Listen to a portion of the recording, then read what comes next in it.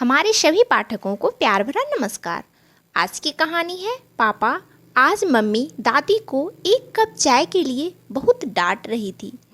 अम्मा जी, यह चाय दोबारा किसने बनाई? स्नेहा ने चिल्लाकर अपनी सास कांता जी से कहा, क्योंकि किचन में घुसते ही चाय का पैन रखा देखकर उसे अंदाजा हो गया था कि यह चाय उसकी सास माँ ने ही बनाई होगी। गांव वाली है ना, इसलिए हर समय चाय की तलब लगी रहती है। स्नेहा मन ही मन बड़बड़ाई। कांता जी बालकनी में अखबार पढ़ते हुए चाय की चुस्कियां ले रही थी। क्या बात हुई? रसोई से आती हुई आवाज़ सुनकर संकोच से भर उठी और बोली, चाय की बड़ी तलब हो रही थी बहू, इसलिए अपने लिए एक कप चाय बना ली। अम्मा जी, आपका गांव नहीं है जहाँ गाय है दूध का कोई मोल नहीं होता। यह शहर है, यहाँ हर चीज़ पैसे से खरीद कर आती है। दूध, शक्कर, चाय पत्ती, गैस, सब यहाँ तक कि पानी भी पैसे से ही आता है। आपका बेटा कितनी मेहनत से कमाता है और आपको उड़ाने में जरा भी संकोच नहीं होता। आपको कितनी बार चाय चाहिए? हमारे यहाँ सुबह एक बार चाय बनती है, तभी हम दोनों पीते हैं। अब आप यहाँ आ गए हो तो आप भी उसी समय पी लेते।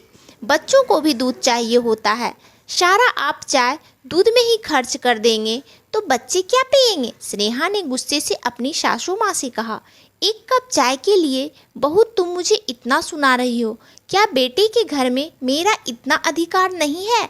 क्या मैं अपनी मर्जी से अपने लिए एक कप चाय तक नहीं बना सकती? मुझे 2-3 बार चाय पीने की आदत है और आजकल तो इतनी सर्दी है, तभी मेरा मन चाय पीने को किया।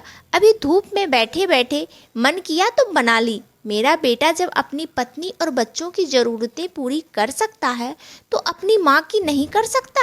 आज आने दो रवि को, मैं पूछूंगी उसको कमाई में मेरा हिस्सा कितना है, जो मैं उसके घर के एक कप चाय बनाकर अपनी मर्जी से नहीं पी सकती। जब मेरी ज़रूरत पूरी नहीं कर सकते तो फिर मुझे गांव में ही रहने देते। क्यों लाए हो? अब समझ आया, इसलिए ले आए, खर्चा बच जाएगा। वहाँ गांव में तो अलग से देना पड़ता था। कांता जी बहू की बातें सुनकर गुस्से से आज उन्होंने भी जवाब दे दिया। बर्दाश्त की भी हद होती है। और कांता जी अपने आंसू पोंछते हुए अपने कमरे में चली गई। स्नेहा ने बच्चे को स्कूल से आ चुके थे, उन्होंने भी दादी और मम्मी की सारी बातें सुनी। बच्चों ने अपनी मम्मी को कहा भी, आप दादी से झगड़ा करती हो, तो उन्हें डांटकर स्नेहा ने चुप करा दिया। शाम को रवि ऑफिस से आया। स्नेहा ने सबके लिए चाय नाश्ता बनाया और बच्चों से कहा, दादी को बुलाकर ले आए, बता देना पापा आ गए हैं, चाय पीने के लिए बुला रहे हैं। स्नेहा की बेटी ने कहा, आप दिन में दादी को चाय के लिए इतना डांट रही थी, अब वह चाय कैसे पी लेंगी? स्नेहा ने अपनी आंखें दिखाते हुए कहा, ज़्यादा बूढ़ी दादी अम्मा जैसी बातें मत कर, वरना एक थप्पड़ पड़ेगा, सही हो जाएगी। चुपचाप जाकर दादी को बुलाकर ले आ। स्नेहा अपनी बेटी को डांटकर चुप करवा दिया। क्या हुआ? कुछ हुआ है क्या? आज घर में बड़ी ही सन्नाटा है। माँ कहाँ है? वह कद तो मेरे ऑफिस से आने की राह देखती है, हमेशा तो बाहर ही बैठी मिल जाती है। और यह गुड़िया क्या कह रही थी? रवि ने अपनी पत्नी स्नेहा से पूछा, क्योंकि कुछ बातें उसके कानों में आ गई थी। पापा आज मम्मी दादी को एक कप चाय के लिए बहुत डांट रही थी। रवि का बेटा भी बोला।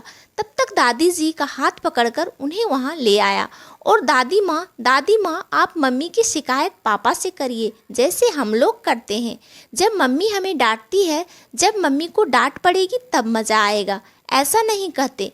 तुम्हारी मम्मी है वो। कांता जी ने बेटे रवि को समझाकर कहा कि अब मुझे गांव जाना है। बेटे के घर में माँ को एक कप चाय खुद से बनाने का हक नहीं। क्या इसी दिन के लिए माता पिता बच्चों को पाल पोस कर इस लायक बनाते हैं? माता पिता तो बच्चों को अपना हिस्सा तक दे देते हैं, लेकिन जब बच्चे कमाने लगते हैं तो माता पिता से एक ही चीज़ का हिसाब क्यों मांगा जाता है? क्या बेटे की कमाई पर उसका हक नहीं होता? आज जो हुआ वह तो तुम्हें पता ही चल चुका है, इसलिए मुझे यहाँ नहीं रहना, वापस गांव जाना है। स्नेहा की तरफ से मैं आपसे माफ़ी मांगता हूँ। बेटी की कमाई पर सबसे पहला हक उसके माता पिता का होता है, क्योंकि वही तो उसे इस लायक बनाते हैं कि वह अपने पैरों पर खड़ा हो सके। आप कहीं नहीं जाएंगी माँ, यही पूरे अधिकार के साथ रहेंगी। कोई कुछ कहे तो आप मुझे बताना। स्नेहा ने जो भी किया, बच्चों ने उसे आईना दिखा दिया है।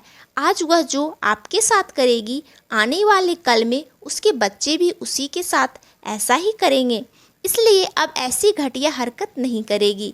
अब यह लीजिए, बढ़िया सी अदरक वाली चाय पीजिए, वह भी मेरे हाथों की बनी। रवि 2 कप चाय रखते हुए बोला। बेटे की तरफ से आश्वासन पाकर कांता जी संतुष्ट होकर चाय पीने लगी। वही स्नेहा के चेहरे पर शर्मिंदगी के भाव थे और सासू माँ के पैर छूकर स्नेहा ने माफ़ी मांग ली। तो दोस्तों, कहानी कैसी लगी हमें कमेंट करके ज़रूर बताएं, और कहानी अच्छी लगे तो इस कहानी को लाइक और चैनल को सब्सक्राइब ज़रूर कर लीजिएगा। और आप सबका दिन शुभ हो, मंगलमय हो। धन्यवाद दोस्तों।